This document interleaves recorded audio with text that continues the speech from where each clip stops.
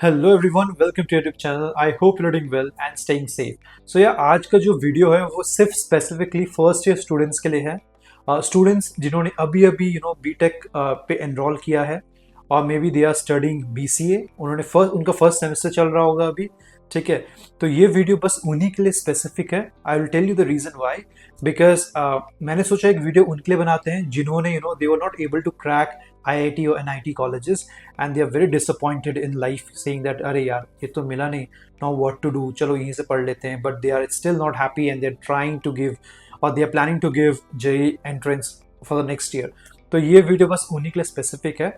So without wasting in time, let's get started. So यार, सीधा सा फंडा आपको मैं बताता हूँ, ठीक है। Since you are not able to crack IIT और एनआईटीज, इसके लिए आप डिसहार्टन होने की ज़रूरत बिल्कुल नहीं है। बिकॉज मैं खुद टीयर 3 कॉलेज से हूँ। मैंने ऐसे टीयर 3, ऑल दो मेरा एक पैरामिलिट्री कॉलेज था which is only one in India, but that doesn't mean कि वहाँ प्लेसमेंट भी अच्छी थी। उस टाइम जब जब हम लोग ग्रेजुएट हुए थे, पास आउट हुए थे, राइट, तो उस टाइम कंपनीज भी एक या दो आई थी, ठीक है। एंड दैट टू उन्होंने बस 10 या 12 लोगों को ले गए थे हायरिंग में, है ना, मतलब सिलेक्ट हुए थे। तो अब आप सोच लो कितने लोग ग्रेजुएट हुए होंगे और 10 या 12 लोग की प्लेसमेंट हुई थी। तो सो यू कैन अंडरस्टैंड कि मैं भी किस फेज से गया हूँ।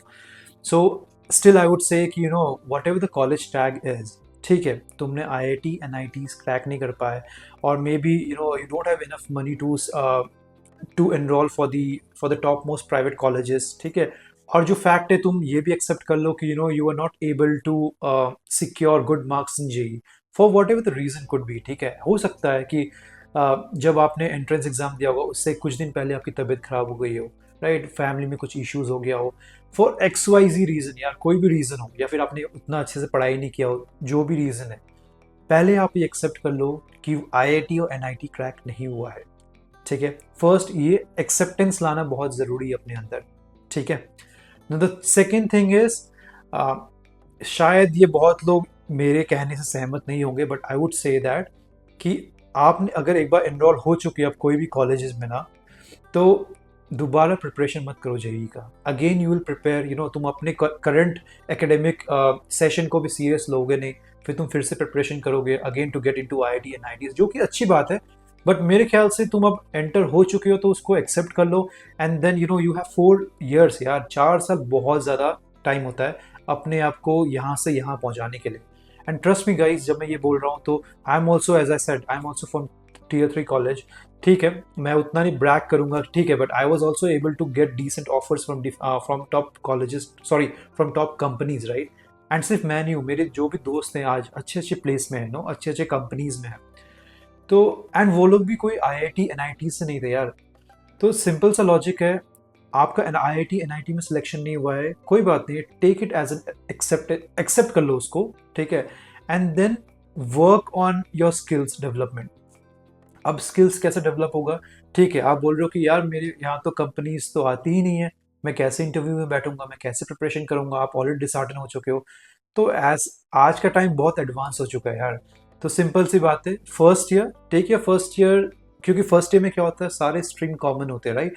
चाहे कोई इलेक्ट्रिकल का स्टूडेंट हो, मैकेनिकल का स्टूडेंट हो या कंप्यूटर साइंस का स्टूडेंट हो, तो उनकी सर्टेन सिलेबस जो होता है सब कुछ सेम ही होता है वैसे, क्योंकि वो भी मैकेनिकल पढ़ेगा, बेसिक्स ऑफ मैकेनिकल इंजीनियरिंग, ठीक है, ट्रिपल ई पढ़ेगा, इलेक्ट्रिकल एंड इलेक्ट्रॉनिक्स इंजीनियरिंग। तो जो बेसिक्स होता है वो तो सब पढ़ेंगे वो लोग, civil engineering and everything, right. Second year से आपका डिवीजन स्टार्ट होता है मोस्ट ऑफ द कॉलेजेस में। तो फर्स्ट ईयर उसी को पढ़ो, इंजॉय करो लाइफ को, ठीक है।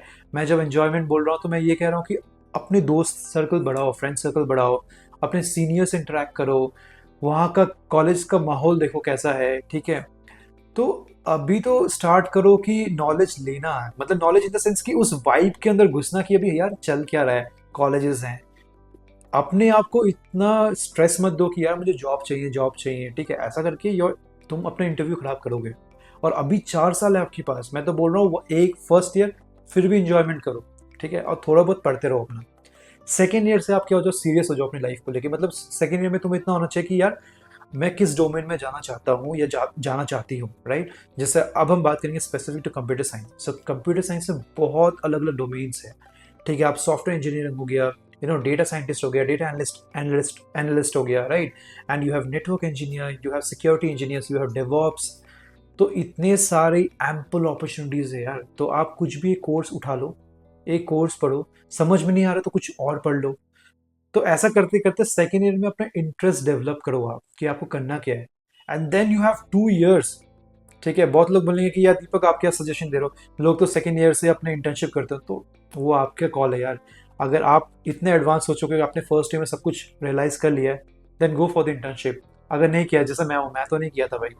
मुझे इतना पता था कि मैं नेटवर्किंग में जाऊंगा, मुझे इंटरेस्ट था, बट मैंने तो कोई भी इंटर्नशिप भी नहीं करी, टू बी ऑनेस्ट। तो मैं वही कह रहा हूँ कि इतना लोड लेने की ज़रूरत नहीं है। ठीक है, फर्स्ट तो आप एक्सेप्ट कर लो कि आप आ चुके हो यहाँ पे इस कॉलेज में, एंड अब आपको जो करना है यहीं से करना है, राइट। एंड सेकेंड थिंग मैं ये बोलूँगा कि अपना इंटरेस्ट डेवलप कर लो। इंटरेस्ट पता होना चाहिए तुम्हें कि तुम्हें किस फील्ड में जाना है, ठीक है, किस डोमेन को पकड़ना है। उसके बाद after second year, third year पूरा अपना जी जान लगा दो उस चीज़ को पढ़ने के लिए, उसके बेसिक्स क्लियर करो, सब कुछ करो। फोर्थ ईयर में ऑब्वियसली कंपनी थर्ड ईयर के एंड से भी आना स्टार्ट करती है, प्लेसमेंट के दो, इंटरव्यूज दो, हर चीज़ करो तुम। ठीक है, इवन इफ वो इंटरव्यू तुम्हारे काम का नहीं है, बट फिर भी बैठो। इससे क्या होता है ना, तुम्हें कॉन्फिडेंस आएगा। तुम्हें इंटरव्यू में बहुत सारे इंटरव्यूज होते हैं जहाँ मैंने भी दिया था कि राउंड कॉन्फ्रेंस हो गया, आपका डिबेट कंपटीशन हो गया, वहाँ पे 1 मिनट में बोलो, ऐसा वाला भी पैटर्न था कि 1 मिनट आपको टॉपिक दे दिया, आप डिबेट करो, हेल्दी कॉन्वर्सेशन दिखाओ।